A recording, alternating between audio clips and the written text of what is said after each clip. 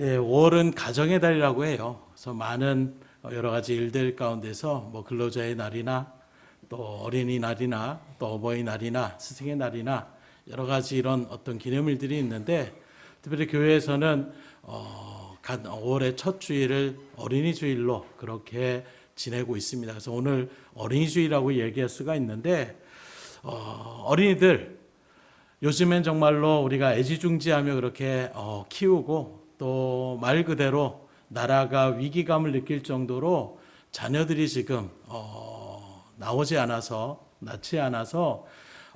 나라가의 여러 가지 일들 속에 20년, 30년 뒤에가 굉장히 암울할 수 있다, 이런 얘기 나가는 그런 모습들이 있는데, 자녀들을 키우는 그런 일들 가운데에 마음을 쏟지 않고, 하나님의 원리는 무엇입니까? 생육하고 번성하라는 거예요. 그런데 인간의 마음 가운데에 자기중심적으로 흘러가다 보니까 자녀를 키우는 일들 가운데 시간도 들어가고 내 시간도 사라지고 물질도 많이 들어가고, 이런저런 일들 속에서 어느 순간에 그 완악해진 마음으로 결혼하는 것도 기피할 뿐더러 결혼을 해도 자녀를 낳지 않으려고 하는 그런 일들을 아예 뭐라고 하던데 잊어버렸습니다. 자녀를 아예 낳지 않기로 그렇게 약속을 하면서 결혼을 하는 이런 일들까지 지금 이루어질 정도로 참 안타까운 시대가 된 것 같아요. 자연스럽게 흘러가는 것처럼 보이고 있지만, 이런 모습 하나만 보더라도 하나님의 어떤 섭리의 원리, 창조의 원리를 어느 순간에 점점점 역으로 나아가고 있는 이런 모습들을 우리가 바라볼 수 있는 것입니다. 그러기에 믿음의 성도들 우리들은 기도하셔야 돼요. 심지어 믿음의 자녀들 또한 자녀를 낳지 않는 것에 대해서 시대가 그러니 어쩔 수 없다라고 우리가 같이 편승하는 마음을 가져서는 안 되는 것입니다. 오히려 하나님 앞에 간절한 마음으로 기도하셔야 돼요. 이후에 자녀들을 이제 또 손주 손녀들을 그렇게 키우며 나가는 그런 모습 속에서 이성적으로는 그래요. 어찌 보면 그만큼 인구수가 줄어들면 노인들을 갖다가 또 여러 가지 복지나 이런 것들을 하면 자녀들이 무슨 죄가 있어서 한 명이 10명을 담당하는 이런 일들 가운데 서면 힘들지 않느냐. 인간적인 원리로는 그럴 수 있어요. 그러나 그보다 더 어려운 시대에도 우리가 정말로 주의 일들 가운데서 이렇게 은혜를 받은 것을 우리가 생각한다라면, 우리가 자녀들에게 정말 하나님의 창조의 원리를 잘 가르치시고 어렸을 때부터 잘 가르치셔야 나중에 그런 일들 가운데 섰을 때에도 다 그런데 내 시간이, 이렇게 얘기하는 그 자녀들의 어떤 모습이 아니라 부모의 말에 순종하고 적어도 하나님의 일들 가운데 믿음으로 그렇게 가정을 이뤄나가는 이런 일들의 모습들이 적어도 여러분들의 자자손손에게 그러한 놀라운 은혜가 있기를 주님으로 축원합니다. 어쨌든 지금은 이렇게 아이들이 많이 존중되어지는 그런 편이지만, 과거의 어린이들은 하나의 인격체로 인정받지 못했던 시절이 있었습니다. 이스라엘도 그랬고 우리나라도 그랬어요. 아이들을 갖다가 그렇게 대단한 이런 존재로 여기기보다는 그저 아이들을 갖다 여러 가지 일들 가운데 그냥 마음대로 하며 나아가는 이런 모습이 많이 있었는데, 예수님 당시만 하더라도 마찬가지였습니다. 이스라엘도 여자와 어린아이들은 사람 수에 포함시키지 않을 정도로 철저하게 남성 위주의, 그것도 성인 남자 위주의 그런 삶의 모습이 바로 유대인들의 모습이었는데, 바로 그러한 시대에 오늘 본문의 말씀은 예수님께서 어린아이를 통하여 우리 믿음의 길을 가는 신앙인들이 과연 어떻게 나아가야 되는가, 이걸 우리에게 분명하게 알려주신 말씀이라고 할 수가 있는데, 왜 이런 말씀이 나오느냐. 오늘 1절에 바라보게 되면 이제 예수님께서 마지막 이 땅 가운데 사역을 마치시고 하나님 앞에서 이 땅에 내려온 그 목적하신 바대로 십자가의 길을 걸어가시고자 하는 날이 얼마 남지 않는 그런 일들 가운데 있었습니다. 그렇게 갈릴리 가버나움으로 가시던 중에 제자들 사이에서 다툼이 일어나는 거예요. 논쟁이 일어났습니다. 네가 크냐 내가 크냐.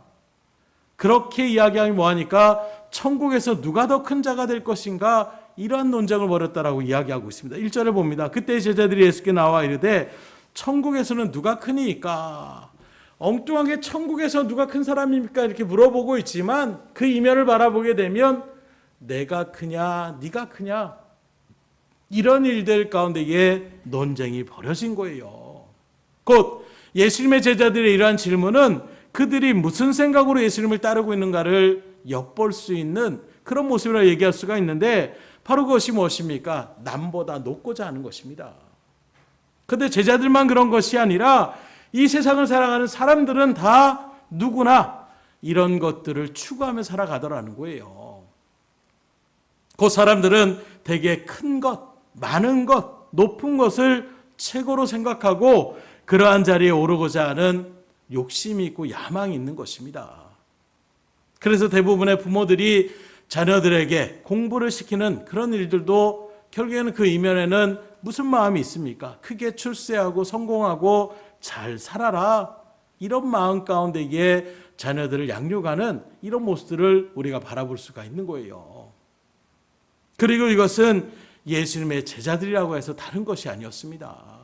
곧 예수님과 3년 반이 넘는 그 기간 가운데서 수많은 예수님의 말씀을 들었고 수많은 예수님의 사역의 현장을 바라봤던 그들도 여전히 인간적인 그런 욕망과 야망을 버리지 못했다는 거예요. 그러니 누가 더 크게 될 것인가 하는 것이 그들에게 대단히 민감한 주제였고 또 그런 일들 가운데서 다툼이 일어날 수밖에 없었던 것입니다. 그런 제자들을 앞에 두고 예수님의 마음이 어떻겠어요? 얼마나 안타깝고 답답하시겠습니까? 그래서 누가 서로 높은 자리에 오를 것이냐 이걸 가지고 다투는 제자들에게 예수님께서는 한 아이를 불러와서 그 아이를 세워놓고선 말씀하신 내용이 바로 오늘 우리가 읽은 본문의 주된 내용이라고 이야기할 수가 있는 것입니다. 그러면 지금 예수님께서 제자들에게 더 나아가 오늘 믿음의 길을 걸어가는 믿음의 선 저와 여러분들에게 주님께서는 아이들을 통하여 뭘 우리에게 말씀하시고자 하는가?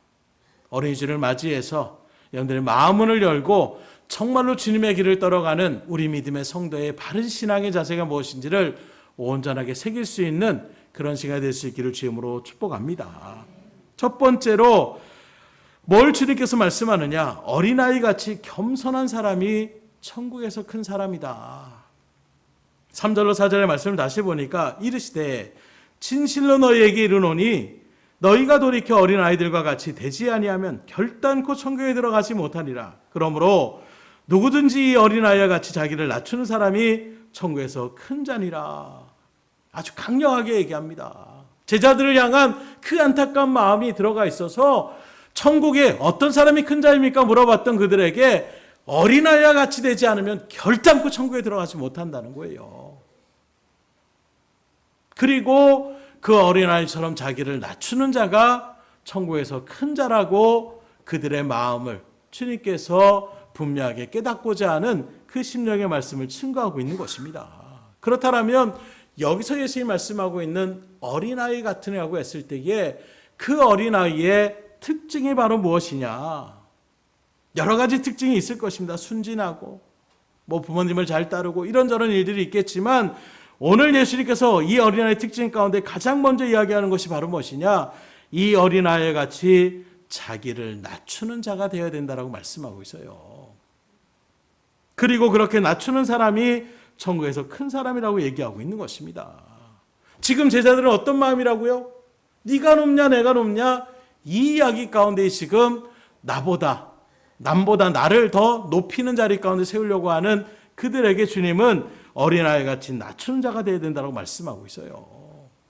어쩌면 베드로의 입장에서는 그랬을 것입니다. 적어도 나는 수제자라고 생각하다.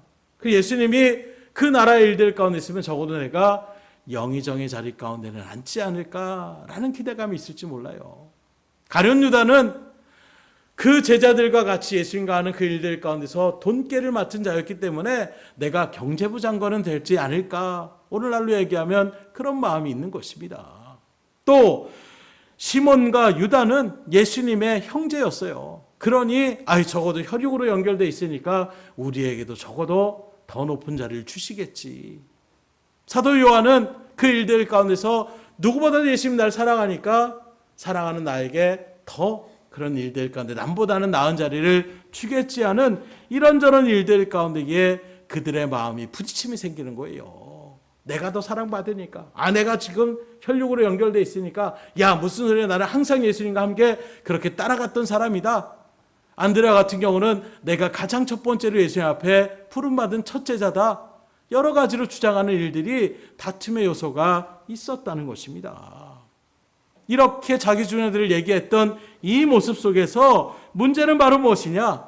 그 제자들 모두가 자기가 남보다 높은 자리에, 남을 섬기는 자리가 아니라 남에게 섬김을 받는 자리에 마음을 쏟고 있었다는 것은 동일한 마음이었다는 거예요. 그렇게 자기를 높이려고 하는 자들에게 예수님은 어린아이를 불러서 세워놓고 이 아이를 본받아야 된다라고 말씀하고 있는데, 여기서 어린아이라고 한다면 3살, 4살, 7살, 8살 이 정도의 어린아이가 아닙니다. 예수님께서 말씀하신 원어적인 그 헬라어 언어를 바라보게 되면 여기 어린아이는 어머니의 품에서 이제 젖을 품고 나아가는 갓난아이와 같은 그런 상태를 이야기하고 있는 거예요. 비록 어린아이를 세워놨지만 그 어린아이가 아니라 갓난아이와 같은 그 아이를 얘기하고 있는 것입니다. 곧 갓난아이는 무엇입니까?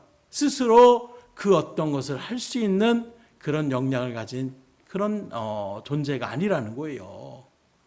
자기가 싼 똥도 치우지 못합니다. 음식을 어떻게 해줄 수도 없어요. 그저 우는 것이 전부인 그 아이들을 바라볼 수가 있는 것입니다. 그러니 아무것도 할 수 없는 그런 일들, 그 가운데에 모든 것을 엄마에게 의지하고 맡겨야 하는 연약한 상태의 아이를 지금 이야기하고 있는 거예요. 그렇기 때문에 이 아이에게는 다른 사람 보이지도 않습니다. 누구만 보여요? 엄마만 있으면 되는 거예요. 엄마가 전부고 엄마가 소망이고 엄마가 만족인 것입니다. 오히려 다른 사람들 품에 안기면 그래서 어떻게 합니까? 뭔가 느끼는 거예요. 냄새나 이런 것들에 대한 일들을 느껴서 다른 사람이 그렇게 안아주면 울면서 그렇게 투정을 부리는 그런 아이들을 바라볼 수가 있어요. 그런 아이들도 엄마의 품에만 안기면 새록새록 새끈새끈 그렇게 금방 잠이 드는 이런 모습들을 우리가 바라볼 수가 있는 것입니다. 그러기에 이런 어린아이들은 높은 지에 오르기 위해서 탐욕을 부리지 않습니다. 욕심 없어요. 엄마만 있으면 되는데, 엄마 품에만 안기면 된다라는 것입니다. 저 사람이 잘생겼고 저 사람이 예쁘니까 외모에 따라서 차별을 두거나 차등을 두면서 그렇게 나아가지 않는다는 것입니다. 다른 사람을 밟고 올라가야 된다라는 어떤 그런 야망을 갖고 있는 그런 모습이 전혀 없는 어린아이의 상태를 지금 이야기하고 있는 거예요. 신앙적으로도 마찬가지더라는 거예요. 신앙생활을 잘 하시는 분들을 바라보십시오. 믿음의 일들 가운데에 선 사람들을 바라보게 되면 이런 어린아이 같은 모습을 우리가 바라볼 수가 있는 것입니다. 그래서 하나님의 말씀을 받을 때에도 그걸 계산하고 생각하고 요거 나에게 유익이 될까? 요거 따르면 내가 손해가 될 건데 이런 생각하지 않습니다. 그냥 순수하게 하나님의 말씀이 그렇다라면 그 말씀 그대로 마음에 새기고 또 믿음의 일들 가운데 그렇게 살아가는 일들로 순종하며 나아가더라는 거예요.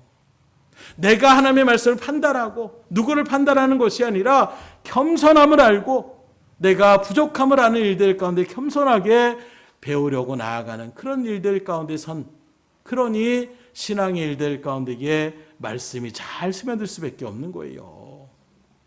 은혜를 받는 분들도 다 그렇습니다. 내가 부족합니다. 내가 연약합니다. 나는 믿음이 아직 작습니다. 이렇게 사모하는 영혼들, 간절한 마음으로 그렇게 나아가는 어린아이 같은 사람들이 은혜를 받으시더라는 거예요. 이번에도 신방을 하면서 그렇게 은혜를 사모하는 거예요. 누구보다도 하나님이 이 가정 가운데 오셔서 복을 그렇게 말씀으로 복을 주시는데 그 시간을 내가 다른 시간 때문에 또 다른 아픔 때문에 내가 그것을 내려놓을 수 없다라는 거예요. 그래서 너무나도 아픈 상태 가운데 있는데도 그 우리 가정 가운데서 그 신방을 하고 같이 말씀을 나누는 그 시간을 위해서 그냥 진통제나 달라고 그렇게 하고선 소망 가운데 있을 때에 그 마음이 있으니 하나님이 얼마나 기뻐하시겠어요. 그러면서 말씀하시는 것이 그 아픔이 다 사라졌다라고 이야기하시는 것입니다. 제가 말씀을 증거하러 갔지만 얼마나 그 심령을 하나님께서 기뻐하실까. 사모하는 자에게 하나님은 은혜를 주신다고 약속하여 주셨기 때문이에요. 나를 간절히 찾는 자에게 내가 그를 만나주겠다고 약속하셨기 때문에 주님을 간절히 사모하며 나갈 수 있기를 주님으로 축원합니다. 은혜를 주시려면 주고 말려면 말고요. 뭐 별 필요 없습니다. 이렇게 마음 가운데 있는 그런 모습 속에서 은혜 받기는 참 쉽지 않아요. 오늘도 내가 이 자리에 와서 비가 오는 그 날씨 속에서도 하나님이 주신 말씀을 통하여 나에게 주신 하나님의 은혜를 내가 누리고 그 말씀을 잘 새겨서 하나님의 뜻 가운데 믿음으로 온전하게 승리의 삶을 살아야겠다는 간절함의 심령 가운데 서 보십시오. 말씀 한 절 한 절이 꿀송이처럼 달 수밖에 없는 거예요. 그래, 내가 그렇게 살아야지. 내가 이런 일들 가운데 서야 되는 것이구나. 그 마음 그대로를 마음 가운데서 이곳 발걸음에 옮기면 하나님 반드시 그 영혼 가운데서 역사하시고 은혜를 베풀어 주시더라는 거예요. 그래서 제가 항상 말씀을 강조하는 이유가 거기에 있습니다.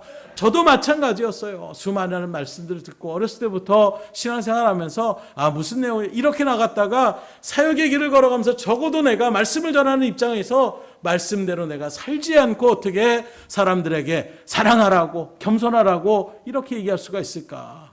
내가 먼저 그런 마음의 자세로 나아가야지 하는 마음을 품게 하여 주시고, 그런 일들 가운데서 역시나 그런 일들을 그냥 내버려 두지 않는 존재가 있어요. 제 마음을 긁어버리고 상처를 주고 그런 일들 가운데 서는 일들이 나타나는 것입니다. 전혀 그럴 상황이 아닌데 그런 일들의 상황이 벌어지더라는 거예요. 그때에 더 처절히 하나님 앞에 나가서 기도합니다. 말씀대로 살게 하여 주십시오. 그 말씀대로 온전한 마음을 품고 나아가게 하여 주십시오. 매달리고 나아가기를, 그렇게 나아갔더니 하나님께서 생각할지 못하는 놀라운 은혜의 감격을 허락하여 주시더라는 거예요. 그 체험을 하고 난 다음에 제가 마음 가운데 온전하게 생긴 것은 말씀대로 살아가만 하나님은 반드시 역사하신다는 것입니다. 이러니 저러니 해도 하나님의 말씀이 그렇다면, 그래요, 내가 말씀대로 살겠습니다. 말씀대로 순종하며 나아가겠습니다. 사랑하라고 했으면 내가 사랑하겠습니다. 용서하라고 했으면 용서하겠습니다 하는 마음으로 나아가면, 그러면 하나님이 반드시 역사하신다는 거예요. 그러니 말씀대로 살아갈 수 있기를 주님으로 축원합니다. 더 단순하게 받아들이는 거예요. 그래서 아이들을 키워보신 분들은 알 거예요. 이제 우리 아이들한테 뭐 이렇게 얘기한다고 해서 잘 속지 않습니다. 근데 어린아이들은 잘 속아요. 부모가 그냥 놀리려고, 야, 저게 진짜 아빠가 만든 거야, 이렇게 얘기해도 진짜? 이렇게 반응하는 것이 아이들이라는 거예요. 말 그대로를 그대로 받아들입니다. 순수하게 받아들이는 그 모습, 곧 여기서 말씀하는 것은 하나의 말씀을 그대로 순수하게 받아들이는 그런 어양부터, 엄마가 아이에게 젖을 이렇게 물려고 하는데, 이거 이번에 젖 먹으면 설사하는 거 아니야? 엄마가 오늘 매운 거 먹은 거 아니야? 이런저런 일대로 생각하지 않습니다. 젖을 물리면 그냥 나에게 젖을 주는가 보다 하는 마음으로 그 젖을 갖다가 쪽쪽 빠는 거예요. 아이들은 그렇게 순전한 마음으로 나아가는 것입니다. 그래서 복잡하지 않고 신앙생활 가운데 온전하게 나간 사람은 심플합니다. 그런데 어렵게 하는 분들이 있어요. 그냥 어떤 일들 가운데 있어도 스스로, 제가 세상에서도 스스로 고생한다 이렇게 얘기하는 것처럼 그냥 간단하게 정직하게 그 일들 가운데 나아가면 되는데, 뭔가 여기서 내가 이윤을 추구해야지, 뭔가 내가 여기서 이득을 취해야지 하는 사람들은 머리를 팽팽팽 돌리더라고요. 그리고 지쳐합니다. 답답할 때가 있어요. 그냥 하나님의 말씀이 그렇다고 한다면 그대로 순종해 보십시오. 이해타산을 추구하면서 맞추면서 그렇게 나아가면 그 신앙 가운데 하나님은 역사하지 않습니다. 오늘 새벽에도 나눈 것처럼 우리의 인간적인 생각이 들어가면 들어갈수록 성령의 역사는 일어나지 않는 거예요. 하나님, 우리는 못합니다. 하나님이 해주셔야 됩니다. 철저히 하나님을 의지하며 나아갈 때에 그때 성령의 역사가 일어나더라는 거예요. 누가 얘기하느냐? 능력자였던 사도 바울이 그렇게 고백을 하더라는 거예요. 인간의 언변과 어떤 수사학을 가지고 전도하며 나갔더니 전도가 안 되더라는 것입니다. 그러나 하나님을 의지하며 십자가의 복음만을 증거하며 나갔더니 그 일들 가운데 구원의 영혼들을 하나님께서 친히 불러주시고 선택하여 주시고 인도하여 주시더라는 거예요. 믿음의 생활은 심플해야 돼요. 이것저것 생각하고 계산하는 순간 우리의 신앙은 편질되기 쉽습니다. 사역자들도 마찬가지예요. 이단과 사이비들도 마찬가지입니다. 처음에는 순수한 열정으로 하나님의 뜻이 그렇다고 하니까 타는 박질로 나가는 거예요. 거기에 하나님이 능력을 주십니다. 거기에 사람들을 붙여주십니다. 그 순간에 어느 순간에 마음이 삐뚤어지기 시작하는 거예요. 거기서 변질이 되는 것이 그게 이단이 되는 것이고 그게 사이비가 되는 것입니다. 사람들이 나를 쳐다보네. 내가 능력자인 것처럼 생각되네. 그런 일들 가운데 내가 뭘 추구해야지, 뭘 이윤을 남겨야지. 이런저런 마음 가운데 많은 사람들에게 하나님의 영광을 가리며 나가는 이런 안타까움의 발걸음들이 나타나더라는 것입니다. 오늘 주님께서 말씀하는 것처럼 어린아이 같은 자기를 낮추는 그 일들 가운데에 주의 말씀대로 나아갈 수 있기를 주님으로 축원합니다. 단순하게 나아가야 돼요. 심령이 어린아이 같이 순수하게 나갈 때에 그 겸손한 가운데에 하나님만을 바라보고 하나님을 의지하는 것, 이게 바로 자기를 낮추는 것입니다. 그런데 우리는 오히려 역으로 합니다. 하나님 이렇게 하면 될 것 같은데 왜 이렇게 하십니까? 하나님 지금이 타임입니다. 지금 역사하시면 됩니다. 우리가 마치 하나님을 가리키는 것처럼 얘기하며 나아가는, 기도 아닌 기도를 하나님 앞에 올리며 나아가는 모습들이 많이 나타나더라는 거예요. 원하기는 철저하게 나를 낮추시다는 것은 하나님의 뜻이 그렇다면 그대로 나아가겠다는 거예요. 왜요? 나보다 하나님이 다 아시고 능력이 많으시고 우리를 온전한 대로 이끌어 가심을 인정하며 나아갈 때에 따라가는 것입니다. 그 믿음이 온전하게 순수하게 될 때에 죽음의 자리일지라도 순교를 마다하지 않고 나가는 그 발걸음들이 정말 하나님의 뜻 가운데에 나아갈 수가 있는 거예요. 하나님 믿지 못하면 어떻게 다른 건 몰라도 내 목숨을 담보로 해서 나갈 수가 있겠습니까? 적어도 우리가 이러한 신앙을 소망할 수 있기를 주님으로 축원합니다. 그때 하나님께서 그 손길을 통해서 역사하시는 거예요. 두 번째로 예수님은 뭘 얘기하느냐? 나를 믿는 이 작은 자 중 하나라도 실족하지 않는 삶을 살아갈 때에 그 사람이 큰 사람으로 인정받는다. 6절의 말씀입니다. 누구든지 나를 믿는 이 작은 자 중 하나를 실족하게 하면 차라리 연자 맷돌이 그 목에 달려서 깊은 바다에 빠뜨려지는 것이 나으니라. 여기 작은 자 하나를 실족하게 하는 일어나는 일이 이유가 무엇이냐? 대개 다른 사람을 그렇게 실족시키는 사람들을 바라보게 되면 자기 기준 때문에 그래요. 상대방의 생각이나 상대방을 배려하는 마음 가운데 있다라면 그 사람 상처받지 않습니다. 그런데 상대방은 안중에도 없어요. 내 생각, 내 가치관, 내 삶의 경험이 우선시되다 보니까 남을 배려하지 못하게 됩니다. 그 사람의 상황이 어떤지, 그 사람의 마음이 어떤지를 생각하지 않고 내 생각만을 내세우며 나갈 때에 상대방은 상처를 입을 수가 있는 거예요. 그래서 남을 배려하지 못하는 말들이 그렇게 나오게 될 때에, 그런 행동을 하게 될 때에 큰 상처를 받는 거예요. 그게 바로 실족한다라는 거예요. 결국 이런 사람들은 자기중심적으로 대부분 남보다 내가 높다라는 그 교만한 마음 가운데에 다른 사람들을 실족하게 하고 넘어뜨리는 거예요. 그러면 그 사람 그래도 그런 사람들은 상처받아도 할 수 없어. 자기 고집 가운데 똘똘 뭉친 사람들은 끝까지 그렇게 주장하며 나가는 모습들이 있더라는 것입니다. 그러나 내가 불완전하다는 것을 알면 지극히 작은 자 한 사람도 함부로 대할 수 없는 거예요. 여기서 특별히 작은 자라는 말은 앞서 어린아이와 같은 말과는 언어적으로 보면 분명한 큰 차이가 있는데, 어린아이는 말 그대로 말씀한 것처럼 성품을 보여주게 한 일들 가운데 쓰여지는 순전하고 천진난만하고 또 그런 순종하며 나아가는 이런 어떤 성정에 대한 부분의 표현이라고 한다면, 여기 작은 자라는 말은 원어적으로 보잘것없는 것을 사용할 때 쓰는 그 단어를 쓰고 있는 거예요. 곧 가치의 의미적인 모습으로 작은 자라고 지금 이야기하고 있는 것입니다. 그래서 서두에 말씀드린 것처럼 종종 어린아이들 볼 때 우리는 보잘것없는 그런 아이들로 치부할 때가 있어요. 그래서 아이들이 엄마 그런데 이건 이렇게 조용히 해! 지금 바쁘니까 이렇게 상대방 아이에 무시할 때가 있어요. 왜요? 내가 너보다 많이 살았고 내가 경험을 했는데 네가 뭘 안다고 지금 나서려고 하느냐, 이렇게 나가는 모습들이 있다라는 것입니다. 가치적으로 우리가 생각할 때에 어린아이를 그렇게 대할 때가 있는 거예요. 실적으로 아이들은 경험도 적고 아직 발달이나 이런 것들이 아직 완숙한 그런 상태가 아니었기 때문에, 성장하는 상태이기 때문에 미숙할 수가 있는 것입니다.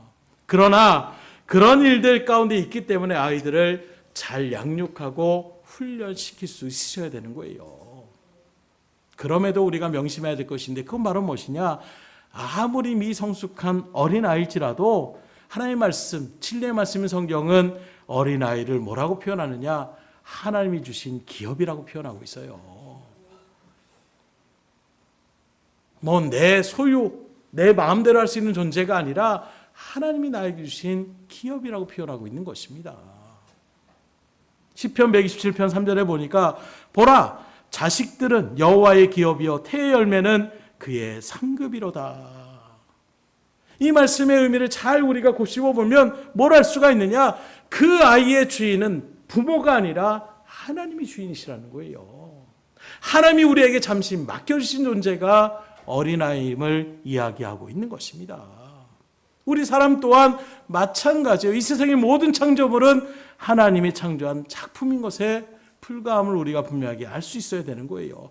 그렇기 때문에 아이들을 함부로 욕하고 저주하고 무시하는 것, 이건 곧 그 아이의 주인되는 하나님을 욕하고 저주하고 무시하는 것과 동일함을 여러분들이 아셔야 되는 것입니다.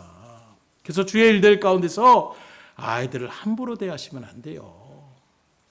사랑으로 잘 대하셔야 되는 것입니다. 하나님이 나에게 맡기신 그런 기업으로 우리가 생각하면서 아이들을 양육하며 나갈 수가 있어야 되는 거예요. 마찬가지로 말씀드린 것처럼 작은 자들도 그대로 이 말씀은 적용되는 것입니다. 세상으로 바라볼 때에 보잘것없는 사람이라고 할지라도, 저 사람 아무런 가치도 없고 저 사람 능력도 없고 이런 사람이라고 할지라도 그도 하나님의 창조물이요 하나님의 사랑받은 소중한 한 귀한 영혼임을 우리가 분명하게 아셔야 된다는 거예요. 그런데 앞서 선생님이 말씀드린 것처럼 나보다 낮게 보이는 사람들이 있으면 무시하며 나아가는 이런 모습을 우리가 너무나도 아무렇지도 않게 우리가 향하며 나갔다라면 오늘 그 한 영혼 한 영혼을 귀하고 소중하게 여길 수 있기를 주님으로 축원합니다. 저와 같은 작은 자 하나라도 실족시키는 사람이 되어서는 안 된다는 거예요. 그 한 영혼이라도 하나님의 천국의 백성으로 이끌어가라고 여러분들을 먼저 하나님께서 불러주신 것입니다. 자라나는 자녀들이 가장 마음에 상처를 주는 그런 가정의 문제가 무엇이냐? 요새 수많은 심리암사, 금쪽 상담소 이렇게 해가지고 많이 여러분들도 보신 분들은 아실 거예요. 어린아이들이 자라가면서 가장 중요한 것이 부모의 양육과 사랑과 보호가 필요한 거예요. 그런 일들 가운데 이 아이들에게 가장 필요한 것은 돈이 아닙니다. 물질이 아니에요. 엄마 아빠가 가장 필요한 자리예요. 근데 어느 순간에 물질이 그 아이들을 키우는 줄 알고, 물론 더 좋은 것을 입히고 더 좋은 것을 해주고 싶은 이런 마음 가운데에 나가는 모습은 있지만, 그거보다 더 중요한 건 아이들과의 시간이 중요하다는 거예요. 한번 아이들을 안아주고 사랑의 음성을 들려주고 그 아이를 보듬어주고 같이 그렇게 가는 것이 그 아이의 성장의 발육 가운데 너무나도 중요하다는 것을 모르지 않을 거예요. 그런데도 세상이 그런데 나만 그렇습니까? 크다 보니까 아이들이 부모의 사랑을 잘 받지 못하며 나아가는 이런 일들 가운데서 귀찮으니까 스마트폰을 갖다가 또 어떤 미디어를 갖다가 그런 플레이만 하다 보면 아이들이 거기에만 몰두하는 그런 모습 가운데서 인간적인 교류와 감정들을 잘 인지하지 못하고 자라나게 되면 어떻게 되냐는 거예요. 결국에는 그런 일들 가운데에 여러 가지 부작용들이 나오더라는 거예요. 특별히 성장하는 그 아이들의 일들 가운데에 아이들을 상담하며 나가는 상담자들의 그 연구 가운데 말아보게 되면 부모님의 손길 없이 자란 어린아이의 마음에는 상처가 분명하게 있다라는 것입니다. 그래서 정작 엄마의 손길이 필요하는 그런 일들 가운데 사랑과 관심을 가지지 못해서 나중에 성장되어져서 부모와 완전히 단절하게 되는, 부모를 인정하지 않으며 나아가는, 서로 평행선을 나타나는 이런 안타까움의 가정들이 나타나더라는 거예요. 그래서 요즘에도 나오는 말 중에 성인아이라는 말이 있습니다. 몸은 성장했는데 마음은 아이와 같은 자기중심적으로 똘똘 뭉친 이런 모습들이 가득한 모습. 어제도 한 시사프를 바라보니까 그런 모습들 가운데서 사람을 갖다가 잔인하게 그렇게 살인사건이 발生하게 되는 이런 이야기들을 바라보는데 마찬가지예요. 자기중심으로 나아가는 그 발걸음 가운데에 비참한 결말들이 얼마든지 일어날 수 있다는 것을 우리에게 보여주고 있는 것입니다. 몸은 성장됐는데 감정이 아직 미성숙한 자리 가운데 있다 보니까 자기중심이 되는 거예요. 왜 그렇습니까? 부모의 사랑을 충족함으로 받지 못하니까. 나눠줌이 무엇인지, 사랑을 해주는 것이 무엇인지, 나도 지금 그거 하고 나도 지금 그 일들 가운데 없는데 내 마음을 충족하는 것이 먼저 가장 우선이 되는 그런 마음 가운데 있다 보니까 딴 사람이 내 마음, 아내가 내 말을 듣지 않아, 자녀들이 내 말을 듣지 않아, 그러면 거기에서 감정이 금방 폭발해서 그런 일들 가운데 나가는 이런 모양들을 나타나더라는 거예요. 그렇게 되니까 대인관계도 원만할 수가 없는 것입니다. 어른이 돼서 나누어주고 베풀어야 되는데 감정적으로 미숙하니까 항상 나 중심으로 달라고만 하는, 받아야만 하는 이런 마음의 감정까지 서다 보니 대인관계가 제대로 될 수가 없는 거예요. 그러기에 오늘 말씀처럼 작은 자를 실족하지 않기를 주님으로 축원합니다. 특별히 그 작은 자를 실족하지 않으려면 부모로서의 자리를 지켜나가셔야 되는 거예요. 아이들에게 사랑을 듬뿍 그렇게 나눠줄 수 있어야 되는 것입니다. 특별히 믿음의 길을 성도라고 한다면 믿음의 유업, 하나님의 말씀을 잘 그들에게 양육하고 그들 가운데 나아갈 수 있는, 그리함으로 그 아이들이 실족하는 자리가 아니라 하나님의 복과 은혜를 또 말씀 가운데 순종함을 통해 누리는 진정한 은혜를 누리며 나아갈 수 있는 여러분들의 자녀들이 될 수 있기를 주님으로 축원합니다. 마지막 세 번째로 예수님 뭐라고 하느냐? 작은 자 중에 하나라도 업신여기지 않고 존귀하게 여기는 자가 큰 자라고 말씀하고 있습니다. 10절의 말씀입니다. 삼가 이 작은 자 중에 하나도 업신여기지 말라. 너희에게 말하노니 그들의 천사들이 하늘에서 하늘에 계신 내 아버지의 얼굴을 항상 배옵느니라. 여기 업신여기다라는 말은 깔보다라는 의미를 나타내고 있는 거예요. 무시하는 것입니다. 또 여기서 작은 자, 지극히 작은 어린아이를 지금 가리키는 것으로 한마디로 말해서 불완전하고 아무것도 가진 것이 없는 지극히 작은 자라도 깔보지 말라라는 거예요. 업신여기지 말라라는 것입니다. 그러면서 예수님은 이런 작은 애들을 무시하지 않아야 될 세 가지 이유를 말씀하고 있는데, 첫째 이유가 바로 무엇이냐? 그들의 천사들이 하늘에서 하늘에 계신 내 아버지의 얼굴을 항상 배웠기 때문이다. 이 말을 쉽게 이야기하면 하나님을 섬기는 천사들도 작은 자들을 결코 무시하지 않는다, 이렇게 얘기하고 있는 거예요. 오히려 천사들을 어떻게 합니까? 믿음의 백성들을 섬기는 종으로, 섬기는 존재로 하나님이 붙여주신 것임을 히브리서의 말씀을 통해서 우리에게 증거하고 있는 거예요. 그래서 지금 비록 여러분들의 눈에 비춰지지 않을지라도 천사들은 구원받은 믿음의 상속자들을 도우며 작은 자를 도우며 나가고 있는 것입니다. 그러니 작다고 해서 함부로 하거나 무시하지 않고 한 영혼도 귀하게 여기며 나갈 수 있기를 주님으로 축원합니다. 두 번째로는 예수님께서 이 땅에 왜 오셨습니까? 한 영혼이라도 구원하시기에 이 땅에 오셨기 때문이에요. 여기에는 어린아이들도 포함이 되는 것입니다. 성인 남자들만 포함되는 것이 아니라 모든 영혼들이 다 포함된다라고 얘기할 수가 있는 거예요. 그러니 어른 숫자만 귀한 것이 아니라 작은 자도 귀한 것이라고 얘기하고 있는데, 우리가 잘 아는 양, 그 길 잃은 양에 대한 비유의 말씀을 통해서 뭐라고 합니까? 한 마리 양을 찾기 위해서 99마리를 내버려두고 목자가 막 찾아다니는 거예요. 그런데 그 한 마리 양이 또 어떤 양이냐? 어린 양이라고 표현하고 있는 것입니다. 나머지는 99마리가 아직 있는데 그 어린 양 뭐 필요도 없는 거, 이게 아니라 하나님의 목자 되시는 그 예수님의 마음은 그 어린 양 한 양이라도, 그 한 영혼이라도 그냥 내버려 둘 수가 없는 거예요. 그 영혼을 살리기 위해서, 그 영혼을 다시금 데리고 오기 위해서 발걸음을 옮기는 것을 이야기하고 있는 것입니다. 사람들이 바라볼 때는 가치적으로 보잘것없어 보이는 그 양도 주님이 바라볼 때에는 귀할 수밖에 없음을 우리에게 증거하고 있어요. 곧 오늘 우리에게 어른들이나 아이들이나 동일하게 하나님 앞에 구원받아 마땅할 귀하고 소중한 영혼임을 여러분들 생각하셔서 그 한 영 한 영을 놓고 기도하며 또 섬겨주며 사랑하며 나아갈 수 있기를 주임으로 축원합니다. 세 번째로, 한 영혼이라도 잃어버리는 것은 하나님의 뜻이 아니기 때문인 것입니다. 오늘 읽지는 않았지만 14절의 말씀을 말아보십시오. 이와 같이 이 작은 자 중에 하나라도 잃는 것은 하늘에 계신 너희 아버지의 뜻이 아니니라. 만일 그 작은 자 하나를 업신여기거나 그래서 상처받고 교회를 떠나거나 말씀의 자리를 이탈하거나 이런 일들 가운데 나타나는 것은 결국 하나님의 뜻을 어기는 것과 같다라는 것을 말씀하고 있는 것입니다. 그러니 원하기는 한 영혼 한 영혼을 귀히 여기시며 특별히 더욱 작은 자를 위하여 아낌없이 그 영혼들을 섬기는 일들 가운데 열심을 품어 나갈 수 있는 우리 등대교회 믿음의 성도들이 될 수 있기를 주임으로 축복합니다. 왜요? 이것이 하나님의 뜻이기 때문에.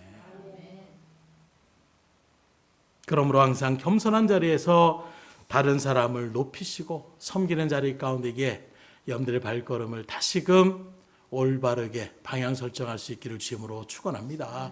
나를 높이지 마시고 다른 사람을 높여주셔야 돼요. 나를 섬기는 사람으로 나를 섬겨야 된다고 얘기하지 마시고 다른 사람들을 섬기며 나갈 수 있기를 주임으로 축원합니다. 또 항상 작은 자나라도 실족시키지 않고 업신여기지 않으며 나가는 삶을 살아야 되는 것을 우리에게 말씀하시는 것처럼 이 일에 힘쓸 수 있기를 주임으로 축원합니다. 여러분들은 그 영혼들을 귀하게 여기셔야 돼요. 왜요? 하나님이 귀하게 여기시니까. 여러분들도 하나님이 귀하게 여기시기 때문에 하나님의 은혜의 자리로 불러주신 것입니다. 이 믿음의 자리에 온전하게 서서 정말로 영혼들을 소중히 여기고 이 세상의 가치관으로 사람들을 분별하며 판단하며 나가는 것이 아니라 하나님의 말씀을 통하여 그 영혼들을 온전히 품고 특별히 작은 자, 어린아이들을 잘 섬기며 그들을 위하여 기도하며 축복해 줄 수 있는 저들의 발걸음이 될 수 있기를 주임으로 축원합니다. 기도하겠습니다. 하나님 감사합니다. 오늘도 주의 은혜 가운데 우리를 불러주신 하나님, 그 믿음의 자녀로서 하나님께서 불러주신 그 은혜대로 오늘도 특별히 어린이주일을 맞이해서 하나님 앞에서 우리가 하나님의 뜻 가운데 어떻게 나아가는 것이 어린아이 같은 그런 심령의 자리 가운데 서서 진정으로 하나님 앞에 인정받는 믿음의 큰 자라고 우리가 이끌어줄 수 있는지를 같이 상고하였습니다.